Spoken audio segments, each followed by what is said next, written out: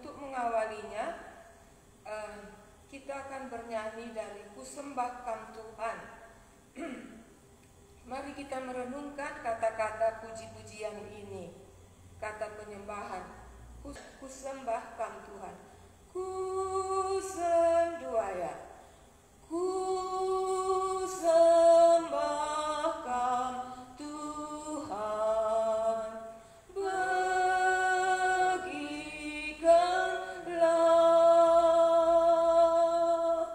singenah atendu, jadilah bangku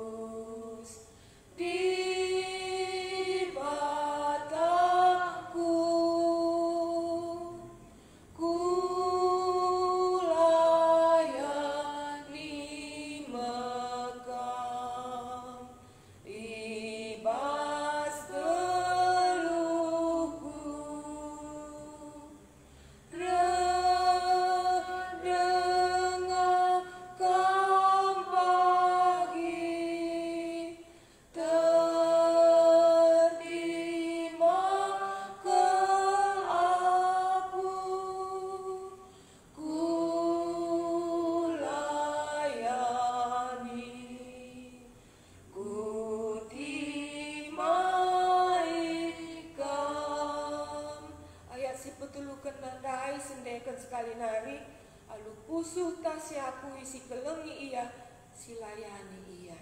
Dua ya. Gundari oh Yesus di batangku ku layani mekam ibas geluhku dengarkan pagi tertimakan aku ku layani ku timaikan.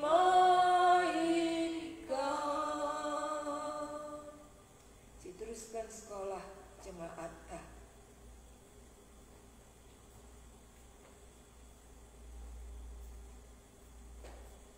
Kalenda siman pelajaran ta mengkaken pertobatan si benar ras pertobatan si palsu. Den tandai adi makin benar. Maka adi enggo iar jabu lagu ko kali la ilayanina perulangan. Jage terdauhan tertima-timang ia lalat kata wari ngekari ia mulih. Iharap kenang ibas nimai kegeluh nandai reh dengan ngekari di batang kundai jumpai aku. Mama kana golik den nandai nai kutundalkan gundari nggo kulayani ras itimaina maka denga ia sekali nari. Ia sioge kata di batanta ibas kitab Yeremia nari. Sioge piga-piga jagi garis cobakan si teruskan. Mari kita berdoa dulu. Tuhu di batas singgeluh dai. Eme di batas sinepaken kerinana kula ras tendikan. Kujeme kami bertobat. Karena itu malam ini kami berdoa supaya betapa liciknya hati ini hanya Tuhan yang mengetahuinya. Supaya kalau ada di tengah-tengah kami ini palsu pertobatannya seperti Judas Iskariot, berilah kami kesempatan untuk keluar dari kepalsuan itu. Roh-Mu yang kudus yang sudah berjanji akan mengungkapkan kebenaran dan mengungkapkan dosa dan mengungkapkan kebenaran dan penghakiman itulah supaya hati kami tidak ditipu. Akhirnya kami tahu mengambil sikap yang benar selagi masih ada waktu ini. Terima kasih Tuhan kami Yesus, dan kami mengucap syukur dan terus kami berdoa. Minggu ini kami mulai coba beribadah bersama-sama dengan semua supaya kami kembali bisa beribadah dalam hal yang baik. Terpujilah nama-Mu, karena itu kami mohon supaya COVID-19 itu, musuh yang sekarang merajalela ini, bolehlah Tuhan ambil dari tengah-tengah kami. Karena kerinduan kami adalah beribadah ke hadapan-Mu. Karena itu lindungilah kami satu persatu. Beri kami kehati-hatian dan mengikuti semua protokol supaya kami tidak terkena musuh itu. Peliharakanlah kami, dan sampai hari ini kami bersyukur Engkau menjaga kami. Dalam nama Tuhan kami Yesus kami berdoa. Amin. Kita baca kembali Yeremia. Tapi penungkunan apa tadi? Iya, saya baca Yeremia pasal 3 ayatnya yang ke-10. Juga dengan semua ini Yehuda, saudaranya perempuan yang tidak setia itu, tidak kembali kepadaku dengan tulus hati, tetapi dengan pura-pura. Demikianlah firman Tuhan. Inilah yang disampaikan oleh Yeremia kepada bagian Yehuda, inilah bagian Yerusalem. Karena waktu ku baca, kalau mengenai Israel itu kan 10 suku ya, di mana ibu kotanya Samaria. 100 tahun duluan Samaria ini sudah ditawan. Iya, oleh kerajaan Assyria, kerajaan Asyur Niniwe. 100 tahun. Jadi harapan Tuhan supaya dilihatnya saudaranya ini sudah menderita. Kan itu kita sudah baca ya. Iya, supaya mereka ini ada kesempatan untuk bertobat dari penderitaan saudaranya yang sudah dibuang oleh Allah, di mana Samaria sudah dikepung. Dan di mana dikatakan dalam Alkitab ini, anak-anak mereka pun mereka makan saking laparnya dalam penghukuman itu. Dan Allah berharap kalau dilihatnya saudara Samaria sudah dihukum, di rumah kak dua anak ta, sadang go igudami bapana, atur namin si sadandai go ka, Uwe gelah ulan naik terus kena lagu langkahan naik rukurumen iya memakana Samaria duluan dihukum karena bait Allah kan tinggal di Yerusalem. Samaria kan nggak ada bait Allahnya karena Allah katakan jangan terlalu banyak tempat kamu beribadah. Itu pertama. Sekarang Yehuda bertobat tapi dengan pura-pura, tidak tulus hati. Jadi ini latar belakangnya kenapa? Iban biarna iya idah Samaria dai karena pandibata, karena kakak kami kari di baginda kina tena. Maka coba kena ka bertobat, tapi lagu tulus perukurenna. Iya, maka ninan rebi di bata enam hulinya panjang sabar katanya ya. Iya, tetapi supaya dia dapat melakukan kejahatannya terusnya. Lalu berubah. Indah. Berikutnya ayat berapa ya? Ayat 11 ya. Dan Tuhan berfirman kepada aku, Israel perempuan murtad itu membuktikan dirinya lebih benar daripada Yehuda, perempuan yang tidak setia itu. Jadi kalau di kacamata Allah lebih benar Samaria daripada Yehuda. Iya. Iya, ayat 12. Pergilah menyerukan perkataan-perkataan ini ke utara. Katakanlah, ketahuilah hai Israel. Ini Israel lah, perempuan murtad, demikianlah firman Tuhan. Mukaku tidak akan muram terhadap kamu, sebab aku ini murah hati. Demikianlah firman Tuhan. Tidak akan murka untuk selama-lamanya. Habis ya, ini sifat Allah. Allah itu memang tidak akan murka sampai selama-lamanya. Ayat 11. Hanya akuilah kesalahanmu.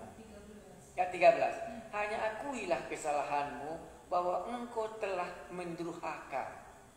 Jadi dalam Alkitab bukan dosa dipakainya ya.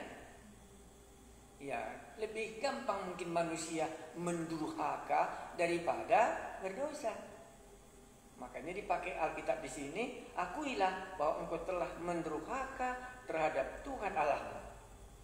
Kedua, telah melampiaskan cinta birahimu. Ini sudah ya. Iya, dia bergaul dengan berhala itu, dilampiaskannya lah. Di situ dia menyembah berhala itu. Iya, kepada orang-orang asing di bawah setiap pohon yang rimbun. Ketiga, dan tidak mendengarkan suaraku. Demikianlah firman Tuhan. Ada 3 kesalahan orang ini ya. Apa salahnya? Ya, akuilah semua kesalahanmu bahwa engkau telah mendurhaka terhadap Tuhan. Itu dosa yang pertama ya. Dosa yang kedua, kamu telah melampiaskan cinta birahimu. Ketiga, tidak mendengarkan suaraku. Demikianlah firman Tuhan. Nah, sekarang bagaimana kita tahu bahwa orang yang bertobat itu? Sebelumnya saya mau membaca Yeremia 15, belum pun kita sampai. Yeremia pasal 15 ayat 2. Ya, saya sudah sampai Yeremia pasal 22 saya baca. Jadi saya jumpa Yeremia pasal 15 ayatnya yang kedua. Kita baca ayat 1 mulai ya, supaya kita dapat mengenal. Yeremia 15. Tuhan berfirman kepadaku. Ini kepada Yeremia, karena mulut Yeremia mau dipakai kan itu katanya ya. Firmanku akan kutaruh di dalam lidahmu ya. Tuhan berfirman kepadaku, sekalipun Musa dan Samuel berdiri di hadapanku, hatiku tidak akan berbalik kepada bangsa ini. Usirlah mereka dari hadapanku, biarlah mereka pergi. Jadi di sini tidak ada lagi mediator ya, tidak perlu lagi imam, karena Tuhan sudah katakan hatiku tidak akan berbalik kepada bangsa ini. Walaupun Musa ya ini belum kita ceritakan, karena kan Musa membela umat Israel waktu di Gunung Sinai dan Tuhan mendengarkannya. Samuel juga membela umat Israel itu dan mendengarkannya. Tetapi sekali ini tidak lagi. Makanya ada dalam Alkitab, berdoalah. Tetapi ada juga dalam Alkitab katanya apa? Janganlah berdoa. Ya, mari kita baca ayat 2. Dan Dan apabila mereka bertanya kepadamu, jadi kalau nggak berdoa lagi, apa yang dibuat kata Yeremia, kan gitu. Dan apabila mereka bertanya kepadamu, kemanakah kami harus pergi?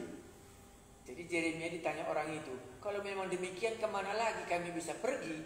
Kalau berdoa pun kepada Allah kamu nggak bisa, Musa pun nggak bisa, Samuel pun nggak bisa, kemana lagi kami pergi kalau demikian? Iya, baru dijawabnya ya. Kemanakah kami harus pergi? Maka jawablah mereka. Maka jawablah mereka, itu kan Tuhan bilangnya. Maka jawablah mereka, beginilah firman Tuhan. Yang ke maut, ke mautlah. Yang ke pedang, ke pedanglah. Yang ke kelaparan, ke kelaparanlah. Dan yang ketawanan, ketawananlah. Ayat 3 kita baca umpama selanjutnya. Aku akan mendatangkan atas mereka 4 hukuman. Demikianlah firman Tuhan. Pedang untuk membunuh, anjing-anjing untuk menyeret-nyeret, burung-burung di udara dan binatang-binatang di bumi untuk memakan dan menghabiskan. Inilah jawabnya. Yang ke maut, ke mautlah. Yang ke pedang namanya perang ya, ke peranglah. Supaya dimakan pedang. Yang ke kelaparan, biarlah dia mati kelaparan. Dan yang ketawanan, biarlah dia ketawanan. Inilah yang bisa kita renungkan satu sisi bagi orang yang tidak mau bertobat itu. Tetapi yang menjadi persoalan kita malam ini kan kita mau mencoba, kalau gitu bagaimana pertobatan yang benar kalau Tuhan sudah mengatakan melalui kitab Nabi Yeremia kepada Yehuda ini pertobatannya hanya pura-pura.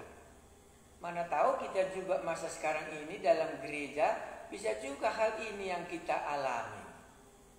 Ya, kita tidak serius mengikut Tuhan. Jadi saya buat di sini pertanyaan PR kita karena namanya sekolah jemaat ya. Kita baca dulu bersama-sama. Mulai bagian yang berikutnya. Bolehkah Anda menceritakan pertobatan yang benar yang ada dalam firman Tuhan? Kalau Yeremia tadi pertobatan apa? Pertobatan yang palsu. Itu yang kita lihat di dalam kitab Nabi Yeremia. Di dalam Alkitab yang lain pasti ada pertobatan yang benar. Ya, umpamanya lah Matius pasal 2 ayat 8 kan itu kita buat contohnya ya. Jadi hasilkanlah buah yang sesuai dengan pertobatan.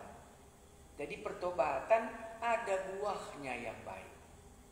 Aku rasa nggak payah bagi kita ya. Ini khotbahnya Matius pasal 2 itu khotbahnya Yohanes Pembaptis. Apa yang kami harus lakukan supaya kami diselamatkan ya? Ya supaya mereka bisa dibaptis ya. Berikutnya lagi Markus 1 ayat 15. Bertobatlah dan percayalah kepada Injil. Ini sudah ada 2. Satu bertobat, satu percaya. Kalau yang di atas tadi, yang disorotinya buah. Iya kan? Saya baca dulu Alkitab saya. Matius pasal 2 ya, ceritanya di mana ya. Karena kita sedang mencari bagaimana aku bisa mengerti pertobatan yang benar dan pertobatan yang palsu. Kalau nabi yang palsu dan nabi yang benar itu sudah kita bahas pada waktu itu ya. Ya kalau nabi yang palsu apapun dikatakannya tidak akan terjadi. Tapi nabi yang benar apa yang dikatakannya akan terjadi. Matius pasal 2 ayat 8 umpamanya kita baca. Ini kan orang-orang Majus ya Paskah. Paskah itu. Salah kurasa ayatnya. Bukan Matius pasal 2 pasti. Karena Matius pasal 2 ini mengenai orang Majus. Kurasa pasal 3. Iya betul. Bukan pasal 2 tapi pasal 3. Itu yang pas ya. Ini Yohanes Pembaptis ceritanya. Ya Matius pasal 3 8 ya salah itu. Jadi hasilkanlah buah yang sesuai dengan pertobatan. Jadi langsung berbicara kalau ada pertobatan ada buahnya. Itu yang mau dibicarakan. Jadi Dari mana aku tahu bahwa pertobatan yang benar itu ada buahnya? Ya, tadi nyanyian kita buahnya dahulu di batandai kutundalkan mah bagai buahna kai. Iya, gundari kulayani iya kai nade bobohna. Iya, kutimai kerehenna. Engkai maka sangalangnya bertobat laka ndu ilayanina di batandai. Sebab ilayanina di batanandai. Engkak makanya biasana adina jelaslah kita dari penyembah berhala bertobat. Labu mungkin laya silayani. Iya, barenda silayani kegelapan, kujem pertendin tandai, kujem mengendai silam piaskan birahin tandai, bagian dari. Jaga kita bertobat, kudi batas singgulunde kasih lampiaskan kerinana kesukaan ta beribadah manbana.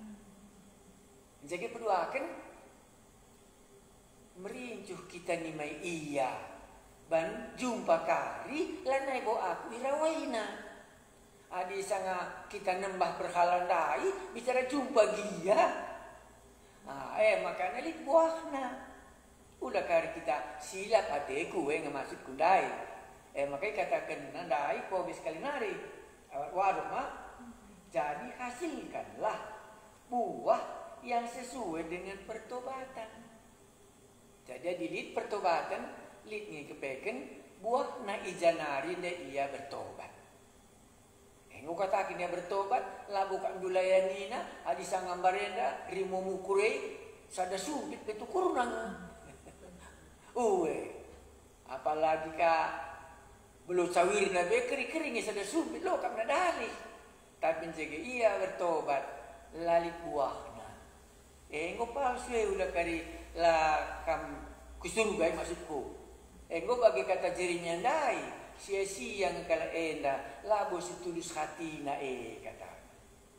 Iya, makanya ugambar enda iya berahina durhakana sundalna menyembah berhala-berhala patung nandai balik iya gendari engkau kali buahna. Ilainina kamu di batan nandai asa tendinalit, asa ukur nalit, asa gegeh nalit.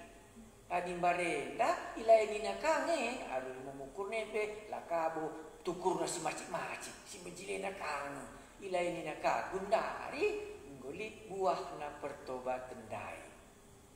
Berikutkan sini ka berikutna dai main de buah na ya. Ini ulah kam lupa buah.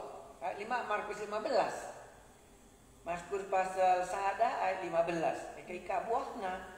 Eka dikatakan Markus pasal nasi pemena ayat 15 kan ceritanya sama semua enda Yohanes membaptis.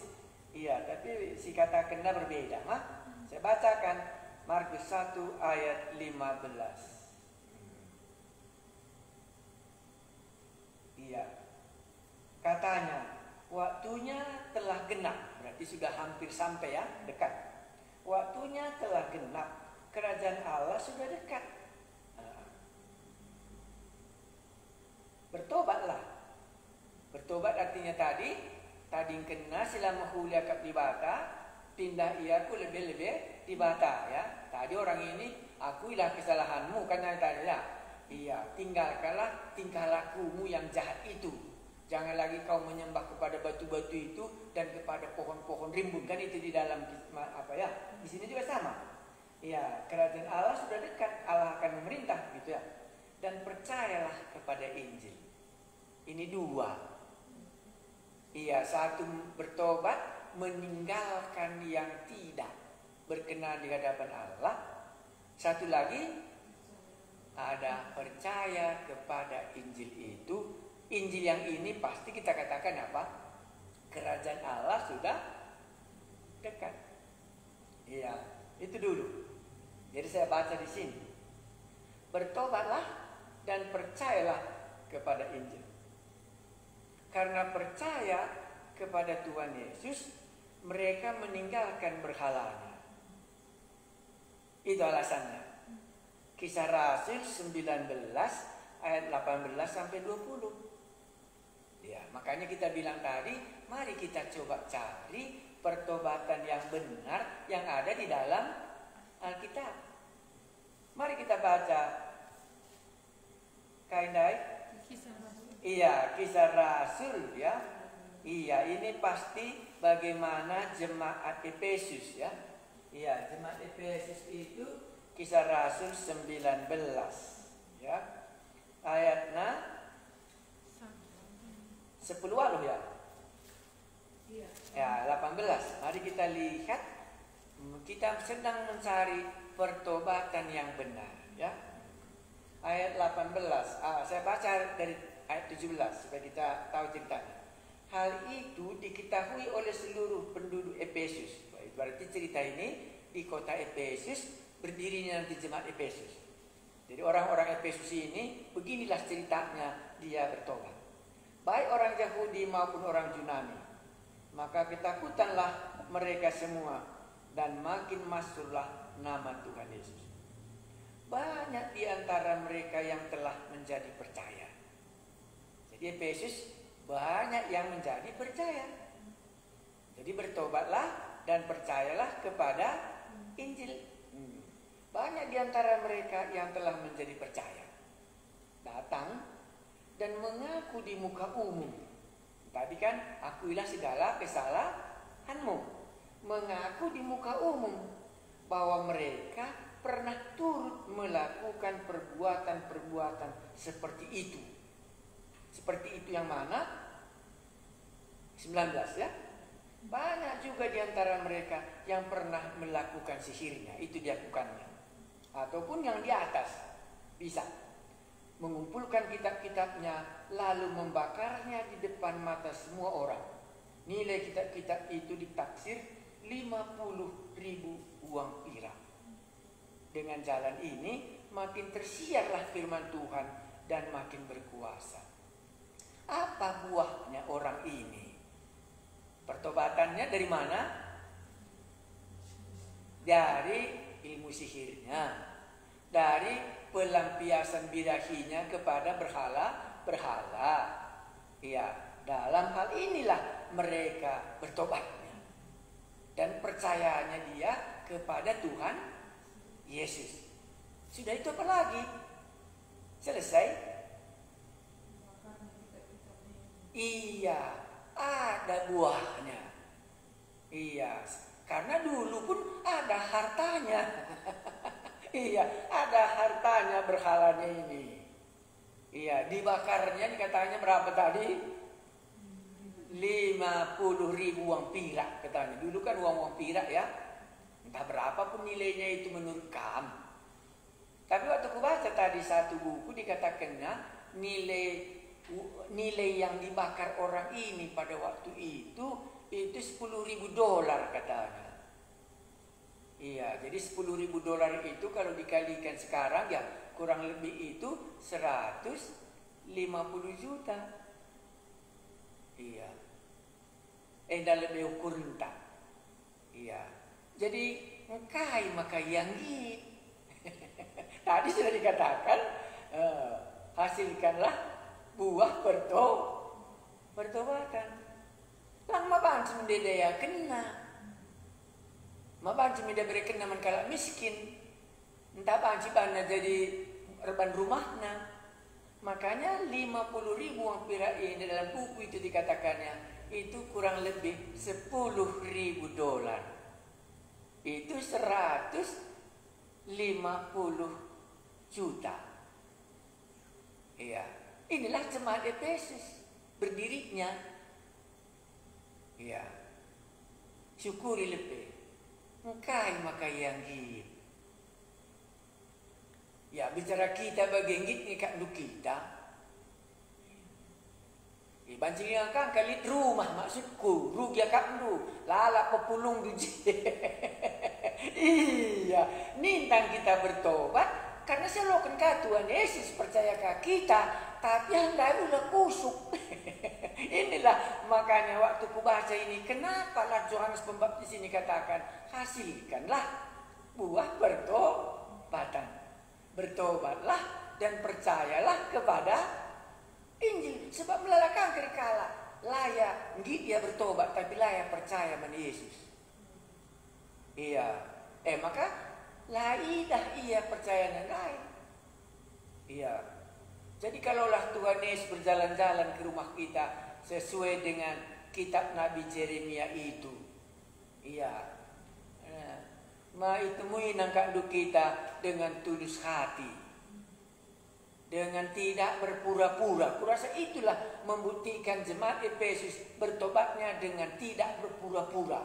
Dalam hal apakah melihat dia bertobat dengan tidak pura-pura? Adakah dibuktikan Alkitab di sini? Karena Alkitab ini membuktikannya. Kubaca coba ayat 19. Banyak juga di antara ayat 18 sekali lagi. Banyak di antara mereka yang telah menjadi percaya. Itu tadi ya. Percaya dia kepada Yesus. Datang dan mengaku. Itu kan sudah jelas. Dan mengaku di muka umum. Karena selama ini tahu orang ini bahwa ini orang penyembah berhala. Makanya harus dilakukannya di hadapan umum. Iya. Jadi ada buahnya di hadapan orang lain. Supaya jangan besok datang lagi dia meminta. Waktu saya mula-mula bertobat, ya bulan-bulan pertama, tahun-tahun pertama masih sulit saya pulang kampung. Iya, adi mulih kukuta aku, lipasenku ikutan kuah. Idahsak ke tengah-tengah ke sini, minta aku dihrina. Gelah nak, entah tambarku gelah aku malam nina, sak naik. Nambar-nambari kaki aku malam kah penyakit nandai bagi saja lang aku katakan secara umum maakap nasiliping ngamerekku adim baru dengarkan aku bertobat lang aku katakan man kalah maka akap nak sakit jiwa banla iya ku jabat iya sana kurang bijaksana ku akap di tengah kesenah katakan bagi maka mama ngatena sajalah naik ku break. Inilah makanya si jemaat Efesus ini supaya ada buah pertobatannya.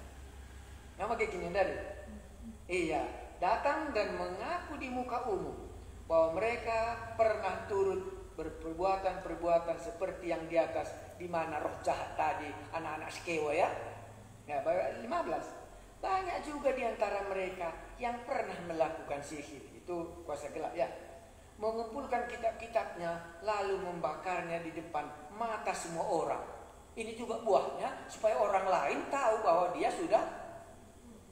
Makanya kesaksian itu salah satu adalah supaya jangan lagi nanti datang laki-laki yang lain mau kawin dengan saudara. Ini maksudnya di sini. Gelau-gelau karirkah kalau anda bagi aku dari entah si ditambah aku ninakah karena belum pernah aku saksikan. Nah, barulah kami lihat apa buahnya dalam pertobatan orang ini. Bersedia dia membakar sebanyak 50.000 uang perak. Itu ditaksir kurang lebih itu ditaksir $1.000. Iya, kurang lebih 150 juta. Maka yang di enam buah. Nah, ita kena simbaba ia ku kebenendai. Dan dapatnya sekarang kehidupan. Jadi memang lebih mahal bagi dia hidup yang kekal tadi daripada barang-barang berhala itu. Itulah makanya kota Jericho, kita ingat ya, pengudusan kota Jericho ya. Ya, demikian juga kota Ai ya. Ya, jadi semua ini supaya jangan dinajiskan tanah Kanaan tadi. Iya, mana tahu kita sudah bertobat, kita percaya sama Tuhan. Tapi barang-barang percintaan kita yang dulu, namanya ini kan barang percintaannya. Iya, barang-barang percintaan kita dengan berhala-berhala kita itu masih nongol dia di situ. Jadi kalau kamu tanya, kamu pernahkah nongol barang-barang berhala lu sudah kamu bertobat? Itu terus terang katakan membantu. Aku bertobat, sesudah aku bertobat masih tinggal aku di Indonesia kurasa 5 tahun. Lama ya. Sekolah teologi juga aku 2 tahun. Jadi 5 tahun. Iya. Tapi supaya aku tahu masih ada yang tidak dikehendaki Allah, itu waktu aku tinggal di luar negeri. Makanya tahu aku Waktu aku mau melayani mereka, Tuhan menunjukkan kepadaku, itu lihat di lemarimu yang ada di kampung, kata. Berhalamu pun masih kau simpan, kata. Itu pas waktu itu aku melayani seseorang di luar negeri. Barulah kucatatlah itu dalam pikiranku, waktu pulang kami sampai kembali ke Indonesia, kembalilah kami membuangkannya. Lamana. Terselibe cakap karona. Iya, terselibe. Karena terselibe itulah makanya tetap ada kelihatan bekasnya yang dulu. Muncul penyakit yang ini, muncul lagi penyakit yang ini. Harus tersingat ia lalat cakap karona. Iya, itulah dia. Tapi orang Efesus tadi bagaimana? Mereka bersedia membayarnya. Inilah yang asli. Jadi bisanya aku percaya. Tapi kalau itu kurasa rugi, ada juga demikian. Ada juga yang bertobat dan merasanya rugi. Itu juga Anda sudah pernah dengar ceritanya. Itu juga waktu saya di Medan datang dia. Iya, karena mahalnya rasanya nggak mau dia berpisah daripada baju harta-harta pengantinnya itu. Dan akhirnya waktu terjadi dalam hidupnya kesulitan, datanglah dia ke rumah. Iya, itu terjadi di Medan. Itulah dulu. Ini berarti Efesus ini murni pertobatannya. Lipuahna. Beranikah dia rugi? Iya, mari kita lanjut satu lagi. Nggak mungkin kita semuanya kali lihat ya.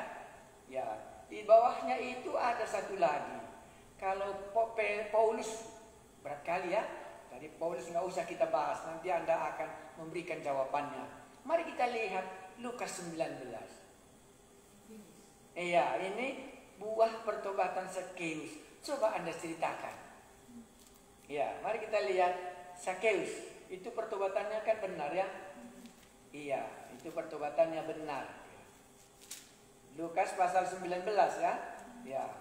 Karena tema Injil kan Lukas ini keselamatan penting kali bagi dia ya. Ya, karena itulah memang fungsinya di sini Injil Lukas ya. Yesus itu juru selamat. Oke, kita baca. Ini satu cerita, jadi gampang mengingatnya. Dalam cerita ini nanti temukan kebenarannya ya. Saya baca dari ayat 1 sampai 10. Yesus masuk ke kota Jeriko dan berjalan terus melintasi kota itu. Inilah cerita keselamatan.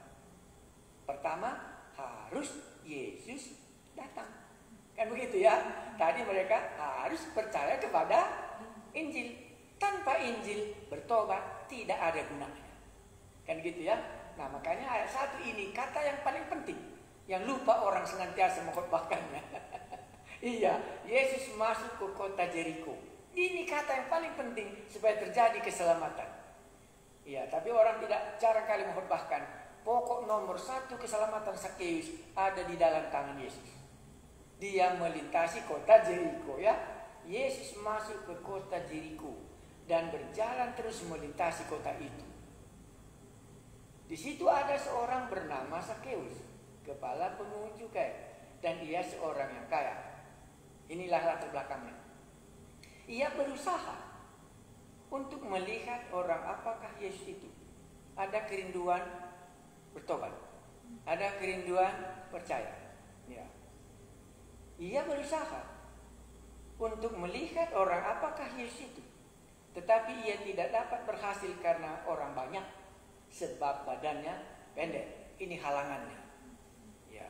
Anda lihat orang bertobat itu ada halangannya. Waktu Paulus bertobat apa halangannya? Buta. Langsung dia buta ya, tapi tidak berhenti di situ. Jadi ada halangannya. Ya. Ayat 4. Maka berlarilah ia mendahului orang banyak. Lalu memanjat pohon ara untuk melihat Yesus yang akan lewat di situ. Fokusnya pemikiran Sakeus adalah Yesus. Karena dia itu yang mau dia rindu berjumpa. Ya, orang yang banyak ini bukan membuat dia tertarik akan Yesus. Tetapi dia tertarik karena hatinya sendiri. Makanya dia panjat pohon itu supaya ketemu. Karena itu yang nanti dapat memberikan keselamatan. Baru ayat 5. Ketika Yesus sampai ke tempat itu, ia melihat ke atas dan berkata, "Sakeus, segeralah turun, sebab hari ini aku harus menumpang di rumahmu." Apa Anda mau katakan ayat 5? Kurasa Anda belum pernah melihat ini. Coba apa yang dilihat ayat 5 yang kulihat. Ya, Yesus melihat Sakeus di atas pohon. Kenapa dilihat Yesus dia di atas pohon? Karena inilah satu-satunya yang rindu berjumpa dengan Yesus. Ya, pertobatan, menerima hidup yang kekal, kan ingin berjumpa dengan Yesus. Nah, orang yang ramai bagaimana? Ya, orang yang ramai ngikut nonton. Tapi Sakeus bukan nonton dia. Karena dia ingin melihat bagaimanakah Yesus itu. Pengenalan akan Yesus inilah menjadi kata kunci dalam hidupnya. Tapi apa dikatakan Yesus sama dia? Sakeus, dipanggil Yesus namanya. Makanya hati di sini membuat Sakeus yang sangat terkejut. Kok dipanggil Yesus? Kurasa aku yang rindu Yesus. Rupanya siapa yang rindu? Kupikirkan aku yang rindu Yesus, tapi rupanya bukan. Yesus pun rindu Sakeus. Ini ya yang terjadi dalam pertobatan.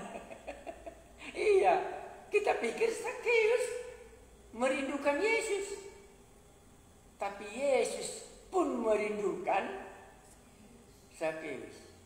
Adam, di manakah engkau? Bukankah Allah merindukan Adam? Walaupun Adam merindukan Allah, tapi bukankah Allah merindukan Adam? Di manakah engkau? Yesus merindukan Sakeus. Langsung diingatnya mana? Sakeus, kata, sudah itu gua kata. Segeralah turun, kan diperintah ya. Sebab hari ini aku harus menumpang di rumahku. Rindu Yesus berjumpa dengan Sakeus. Dia datang ke dunia mencari siapa? Iya, yang hilang itulah Sakeus, orang yang tadi nonton dia. Jadi gak rindu Yesus sama orang itu. Malam ini pun Yesus rindu akan saudara. Sama dengan Yesus, sama dengan Sakeus merindukan untuk mengenal Yesus. Maka siapa yang merindukan Yesus? Yesus yang lebih merindukan Sakeus. Itulah sebabnya dia melintasi kota Yeriko. Karena dia merindukan Sakeus, berjumpa dengan dia. Dan bahkan dikatakannya, aku harus menumpang ke rumahmu karena aku rindu berjumpa dengan engkau. Mari kita lanjutkan. Ayat 6. Lalu Sakeus segera turun. Jawabnya iya ya, karena hatinya tadi rindu gitu ya. Iya, jadi kalau menantang orang bertobat gak payah sebenarnya. Ini kan langsung dia turun ya.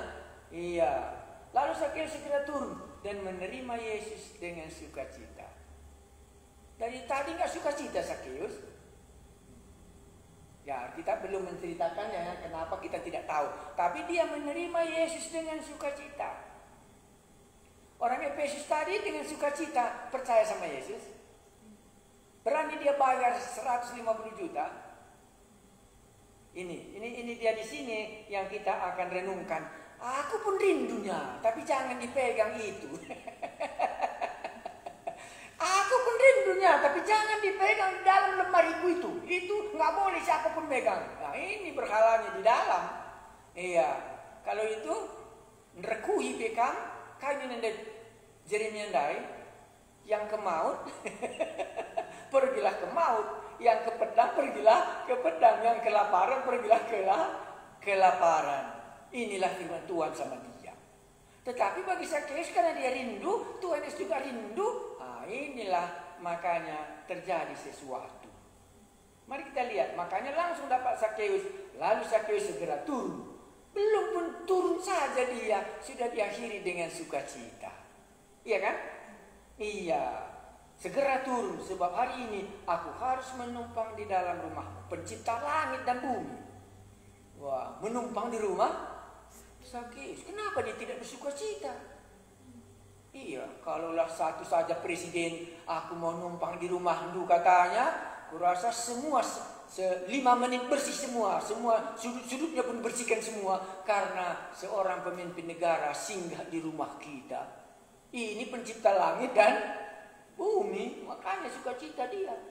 Tetapi semua orang yang melihat hal itu bersungut-sungut, katanya ia menumpang di rumah orang berdosa. Ya nggak pedulilah kan orang lain, kan bukan itu kita bicarakan kan. Iya, baru 8. Tetapi Zakheus berdiri dan berkata kepadanya, Tuhan, setengah dari milikku akan kuberikan kepada orang miskin. Berubah sikapnya, memperhatikan orang, ini buahnya. Nah, kenapa itu terjadi perubahan? Karena pencipta langit dan bumi tadi yang memenuhi hatinya datang ke rumahnya. Lebih berharga daripada semua hartanya ini. Rupanya selama inilah dosanya Zakheus. Dia orang kaya, tapi sitikal pelak berikan naman kalah. Pemuda yang kaya juga mau bagi dayakan harta andu. Berikan sama orang miskin ini, nama minta sekarang berjut. Karena itu bagi dia hartanya. Lali buah pertobatan dai. Itulah makanya orang kikir tidak bisa masuk ke dalam kerajaan surga. Bacaan 3 kali kita wahyu. Inilah buahnya langsung di sini. Tuhan, setengah dari milikku akan kuberikan kepada orang miskin. Dan sekiranya ada sesuatu yang kuperas dari seorang, akan kukembalikan 4 kali lipat. Itu menurut undang-undang. Bayar, bersedia rugi. Inilah pertobatan yang benar. Lip buahna. Dan daipe telu siwah on lalap 1 kilo, ngopi bertobat, lalap dengar kampi itu on 1 kilo, maka lah boleh perubahan nandai. Gue bertobat aku ninya, tapi lah boleh perubahan dalam buah pertobatan dai. Beranikah Zakheus bayar sebanyak ini? Separuh dari hartaku diberikannya kepada orang miskin. Baru kalau ada yang kutipu, ku kembalikan 4 kali lipat. Mari kita lihat, inilah buahnya. Jadi nanti kita akan berbicara lebih merenungkannya. Kata Yesus kepadanya, hari ini telah terjadi keselamatan kepada rumah ini, karena orang ini pun adalah anak Abraham. Sebab anak manusia datang untuk mencari dan menyelamatkan yang hilang. Apa kesan kita pertobatan yang murni? Apa kesan kita kepada pertobatan yang palsu tadi? Kalau Yeremia tadi katakan apa? Supaya kamu mengaturnya dan bisa terus hidup di dalam kejahatanmu ini. Orang ini hanya dengan pura-pura pertobatannya. Kalau Zakheus, pura-pura, separuh dari hartaku. Dan 4 kali lipat ku kembalikan kalau ada yang kutipu. Ini berkesan bagi kita. Ya, karena sebelum kita bertobat, banyak kali sang kumara kita lewati. Tahu kamu sang kumara ya? Orang karo katakan bagi sang kumara kalpi kamnak nina. Artinya go, ija saja pe ia nadingkan bekas kejahatannya. Makalah naya panguli hisa, bani jekri nana. Adi mata keranjang kindai, ija apa penggulit pasar naje. Muli kagak kuja melene ju, ngombiar krinana dan nggo bekas sang kumara ndai, menjagalah bersih kena. Kalau Zakheus bersih kena bekas sang kumara nandai. Iya, kalau selama ini nggak kuperhatikan orang miskin, kan itu sang kumaranya karena dia orang kaya. Tapi ini akan kuberikan separuh Tuhan. Sang kumaranya apa lagi? Kalau ada yang kutipu karena selama ini dia mungkin menipu, maka kembalikan 4 kali lipat. Itu sesuai dengan undang-undang. Jadi pertemuannya dengan Yesus rugi. Bukan susah ya. Adi bertobat kali rugi Pak, makanya payah nih. Berikan sajalah man kalau si deban go, tapi ulah rugi. itu namanya pertobatan. Kitab Nabi Yeremia pasal 3 ayat 1. Allah itu pandang sabar, Allah itu kasih setianya kepada kita, tetapi tinggal laku kita. Mari kita lanjutkan kejahatan kita ini. Kan itu kemarin bang kita ya. Iya, itulah yang paling enak di sini. Iya, itulah paling Yeremia. Iya, dia melanjutkannya. Oh, Tuhan itu baik katanya ya. Iya, menaruh dendam. Demikianlah katamu, namun engkau sedapat-dapatnya melakukan kejahatan. kejahatan. Ini tidak murni. Ini pertobatan tidak benar. Nah, kalau disinilah kita berhenti sebentar. Aku di manakah bisa kukatakan aku sudah bertobat? Dari mana sang kumara aku tadingkan? Kan begitu ya. Sakeus ditinggalkannya, sang kumaranya pelit ya. Dia tidak memperhatikan orang miskin. Sekarang ditinggalkannya lah sifat itu, bersedia dia separuh pun habis hartanya. Sesudah itu kalau ada tadi kutipu, ini kan kejahatan. Yang ini tadi kan bukan kejahatan, ini kan kemurahan Allah ya, karena dia kaya ya. Oh, ini kan kejahatan karena ditipunya. Itu dikembalikannya 4 kali lipat, kan bayangkan. Itu diakuinya di mana diakuinya ini? Kepada siapa diakukannya ini? Tadi kan dikatakannya, akuilah kesalahanmu. Nah, ini kepada siapa diakukannya? Iya, di hadapan Tuhan Yesus. Tahukah artinya ini? Di hadapan Tuhan Yesus diakuinya? Enggak tahu kan kurasa. Karena tadi tahu dia Sakeus di pohon ara. Iya, dan tahu dia namanya, semua dia tahu, makanya enggak mungkin lagi kusembunyikan. Jadi di hadapan yang Maha Tahu inilah bahwa ini akan kulakukan dengan pertemuanku dengan dia. Akan terjadilah sukacita dan datanglah dari Tuhan Yesus. Terjadilah keselamatan di rumah ini. Iya. Bancing ku akap karisi putarakan bagi kitab Yeremia ndai. Adi aku ku akap Sakeus. Bodoh ku akap iya. Ku akap bodoh Sakeus ndai. Adi kami ada ke rumah. Mukam dikatakan kait, mukamnya langsung bersukacita. Mangko untungnya, engkai maka isambung lalak kalimat si merugikan. Ku akap. Ku akap, tapi Sakeus ndai karena tahu dia di pohon ara dan cuma dia yang diperhatikan daripada semuanya. Itulah membuat dia give up bahasa Inggrisnya. Enggak mungkin lagi aku bersembunyi dimanapun ini. Semua Tuhan tahu bahwa aku inilah orang yang paling kikir dari antaranya sebagai umat Israel. Umat Israel itu dosa kalau dia kikir. Dia harus berkemurahan kepada orang yang berkemurahan. Supaya Allah berkemurahan kepadanya selama ini, inilah dia. Kalau itu kan gak apa-apa ya, separuh. Ini yang ditipu, dikembalikan 4 kali lipat. Yo hebat kali lah itu. Dan ini dilakukannya di hadapan Tuhan Yesus. Rugilah Sakeus kalau dia bertobat. Nah, inilah perhitungan malam ini Tuhan akan berbicara kepada kita. Rugikah Sakeus mengikuti Yesus? Ataukah mau, marilah kepadaku yang letih lesu. Aku mau mengikuti Yesus supaya keletih lesuanku apa? Diambilnya dan diberikannya kepada aku damai sejahtera. Kurasa kalau kita datang kepada dokter mau supaya kita dapat damai sejahtera. Aku pernah kena duri di kakiku dalam sekali. Dokter katakan ini harus dioperasi. Bisa, kau bisa dapat damai sejahtera, tapi duri ini harus dicongkel. Sampai keringatlah, karena dulu juga kan masih kecil saya kan obat bius pun belum begitu mantap. Sampai keringat menjerit. Tetapi sesudah itu keluar, barulah datang apa? Damai sejahtera itu. Makanya selama Sakeus tidak mengakuinya dengan jelas-jelas duri yang ada di dalam dirinya yang menajiskan di hadapan Allah, enggak akan terjadi marilah kepadaku yang letih lesu. Aku akan memberikan kepadamu kelegaan. Sebelum itu dilakukan Sakeus. Dan kalau itu enggak dilakukannya, kan Tuhan juga bisa diam ya. Ini langkah-langkahnya Yesus ke Jeriko kan begitu. Ya, datang dia pikirnya. Ya aku pun ngapain, aku duduk di kantorku ini. Mau ku kenal lah pikirnya kan begitu. Ya ada halangan ini pikirnya. Panjangnya lah pohon ara. Sesudah pohon ara panjangnya barulah Tuhan memanggil dia. Sesudah memanggil dia, Tuhan mau ke rumahnya. Sesudah di rumah, maulah Sakeus mengakukan dosanya. Barulah ada berkat. Ingat ini. Mana tahu kita malam ini masih si tahan-tahan ras Tuhan Yesus. Lu ulah katakan anda sini kan. Kalakah pelabo, ikut saja Yesus bertobat rajin nanti diampuninya dosa-dosa kita itu. Biarkan.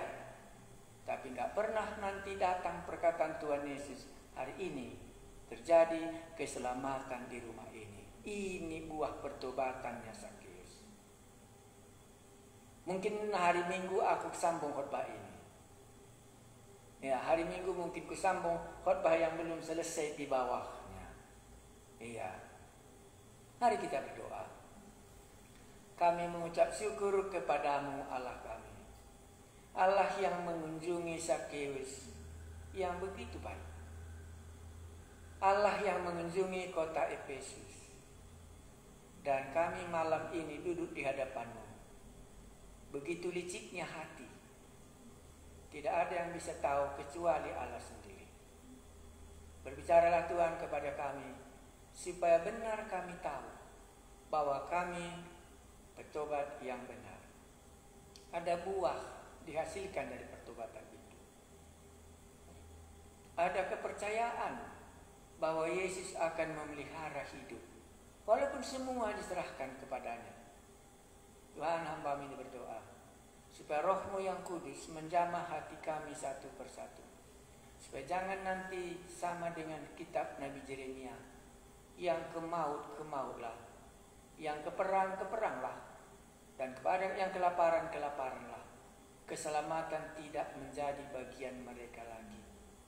Tapi bagi kami malam ini masih ada kesempatan melihat diri kami masing-masing, supaya kami tahu bahwa pertobatan kami itu benar, bukan palsu, seperti pertobatan yang diungkapkan oleh Yeremia. Damai sejahtera-Mu memimpin kami malam ini, dan Roh-Mu yang kudus juga berbicara dan berbisik, di manakah yang harus kami buangkan dalam pertobatan ini, supaya Tuhan Yesus berkata, hari ini terjadilah keselamatan di rumah ini. Tidak lagi kami sangsi akan masuk surga karena Yesus yang mengatakannya. Terpujilah nama-Mu, Engkaulah Yesus Juru Selamat kami, yang mengasihi kami, yang menyatakan firman-Mu malam ini. Dalam nama-Mu kami berdoa. Amin. Baik, selamat malam. Terima kasih, kita jumpa hari Minggu.